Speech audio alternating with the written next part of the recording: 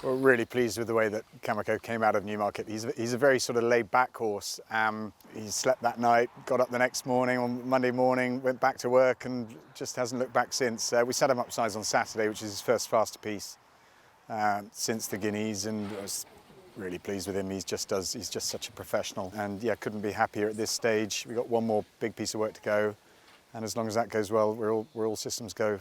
Obviously, we went into the Guineas with high hopes that he'd run very well, but I was really pleased with the way he won the race. I mean, I think it was a strong Guineas myself. I think Wichita and Pinatubo are very good horses, and he picked them up, and he was on top at the end, and that was important. I think his last furlong was his best furlong, even though he sort of hung slightly across the track. He was really strong at the end of the race, so I think that's got to be encouraging in terms of looking towards Epsom.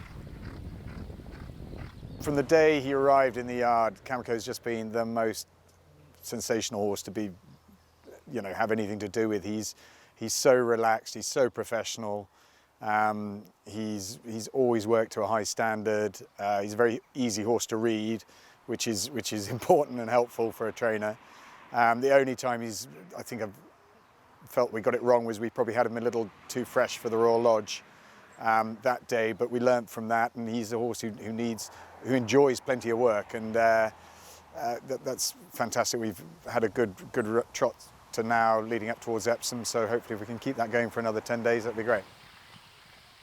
The funny thing with the fact that no one's allowed to attend the race meetings, it does have a totally different atmosphere on all the races I've attended now, whether it be Ascot or Newmarket or Kempton.